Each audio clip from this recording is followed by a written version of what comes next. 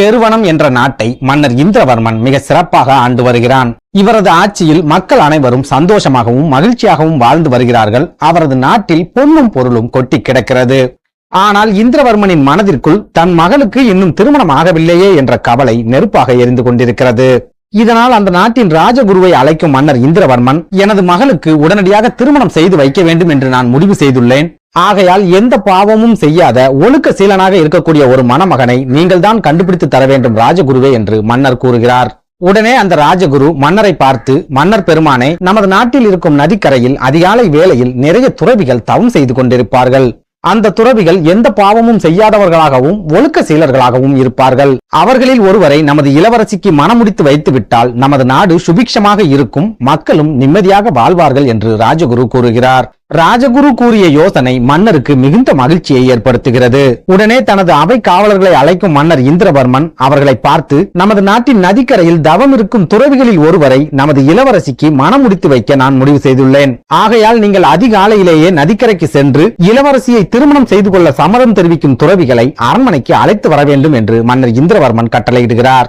மன்னர் இந்திரவர்மன் ராஜகுருவிடம் ஆலோசனை செய்ததையும் அவை காவலர்களுக்கு கட்டளை இட்டதையும் அரண்மனைக்கு திருட வந்த திருடன் ஒருவன் ரகசியமாக ஒட்டு கேட்டுக் கொண்டிருக்கிறான். உடனே அந்த திருடன், இன்னும் எவ்வளவு நாட்களுக்குத்தான் நாம் இந்த திருட்டு தொழிலை செய்து கஷ்டப்படுவது? பேசாமல் துறவி போல வேடமணிந்து அந்த நதிக்கரையில் போய் உட்கார்ந்து கொண்டால் மன்னரின் காவலர்கள் வந்து நம்மை அரண்மனைக்கு அழைத்து வந்து விடுவார்கள். அதன் பிறகு எப்படியாவது கஷ்டப்பட்டு இளவரசியை மட்டும் மணந்து கொண்டால் இந்த நாடே நமக்கு சொந்தமாகிவிடும். இந்த திருட்டு தொழிலையும் விட்டுவிட்டு நிம்மதியான வாழ்க்கையை வாழ்ந்து விடலாம் என்று அந்த திருடன் கணக்கு போடுகிறான். உடனே அந்த திருடன் திருட வந்த வேலையை விட்டுவிட்டு துறவி போல வேடமணிந்து நதிக்கரைக்கு போய் அங்கு ஏற்கனவே தவம் செய்து கொண்டிருக்கும் துறவிகளுடன் இணைந்து கொள்கிறான். துறவிகளுடன் கலந்துவிட்ட அந்த திருடன் மன்னரின் காவலர்கள் எப்போது வருவார்கள் என்று ஆவலாக எதிர்பார்த்து காத்து கொண்டிருக்கிறான். அவன் எதிர்பார்த்தது போலவே மன்னரின் படை காவலர்கள் அதிகாலையிலேயே அந்த நதிக்கரைக்கு வந்து விடுகிறார்கள். நதிக்கரைக்கு வந்த படை காவலர்கள் ஒவ்வொரு துறவியாக சந்தித்து இளவரசியை மணந்து கொள்ள சம்மதமா என்று கேட்கின்றனர். ஆனால் முற்றும் துறந்த துறவிகளான அவர்களில் யாருமே இளவரசியை திருமணம் செய்து கொள்ள முன்வரவில்லை. கடைசியாக மன்னரின் படைக்காவலர்கள் இந்த திருடனிடம் வந்து, நீங்களாவது எங்கள் இளவரசியை திருமணம் செய்து கொள்வீர்களா என்று கேட்கிறார்கள். ஆனால் எல்லா துறவிகளுமே இளவரசியை மணந்து கொள்ள மறுத்துவிட்ட நிலையில் நாம் உடனே சம்மதம் சொன்னால் படைக்காவலர்களுக்கு நம் மீது சந்தேகம் வந்துவிடும் என்று நினைத்து அந்த திருடன் பதில் எதுவும் சொல்லாமல் அமைதியாகவே இருந்து விடுகிறான். இதனால் மன்னரின் படைக்காவலர்கள் சோகத்துடன் அரண்மனைக்கு திரும்பி சென்று விடுகிறார்கள். அங்கு சென்று மன்னர் இந்திரவர்மனை சந்திக்கும் காவலர்கள் மன்னரிடம், அரசே, எந்த துறவியும் இளவரசியை மணந்து கொள்ள தயாராக இல்லை. ஆனால் ஒரே ஒரு துறவி மட்டும் மறுப்பு ஏதும் சொல்லாமல் அமைதியாகவே இருந்து விட்டார்.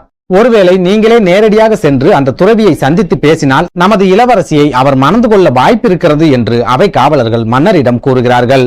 உடனே சற்றும் யோசிக்காத மன்னர் இந்திரவர்மன் தனது மகளின் திருமணத்திற்காக அந்த துறவியை சந்திக்க உடனடியாக புறப்பட்டு செல்கிறார். நேராக நதிக்கரைக்கு செல்லும் மன்னர் இந்திரவர்மன் துறவி வேடத்தில் இருக்கும் அந்த திருடனிடம் சென்று, ஐயா, அருள் கூர்ந்து எனது மகளை நீங்கள் திருமணம் செய்து கொள்ள வேண்டும் என்று கோரிக்கை வைக்கிறார். மன்னரே நேரடியாக வந்து இளவரசியை திருமணம் செய்து கொள்ள சம்மதமா என்று கேட்டது அந்த திருடனுக்கு மிகுந்த மகிழ்ச்சியை ஏற்படுத்தியது.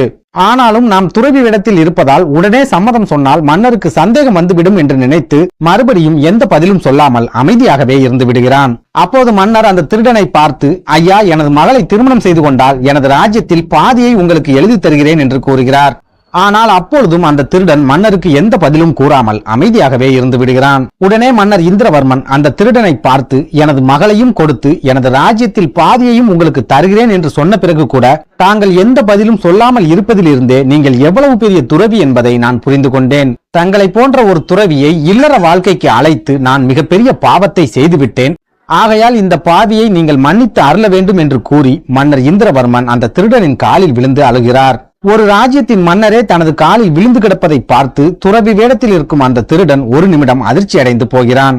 அப்போது அவன், ஒரே ஒரு நாள் துறவியாக வாழ்ந்ததற்கே ஒரு ராஜ்யத்தின் மன்னர் நமது காலில் விழுந்து கிடக்கிறார். அப்படி என்றால் நாம் வாழ்நாள் முழுவதும் துறவியாகவே இருந்துவிட்டால் இதைவிட பல மடங்கு மதிப்பும் மரியாதையும் நமக்கு கிடைக்குமே என்று அந்த திருடன் சிந்திக்க ஆரம்பிக்கிறான். அந்த நொடியே அவன் தனது திருட்டு தொழிலையும் விட்டுவிட்டு தனது ஆசைகளையும் துறந்துவிட்டு உண்மையான துறவியாக மாறுகிறான். இந்த கதையின் நீதி, பூவுடன் சேர்ந்த நாரும் மனம் பெறும் என்பது போல் நல்லவர்களுடன் சேரும் தீயவர்களும் ஒரு நாள் கண்டிப்பாக நல்லவர்களாக மாறிவிடுவார்கள்.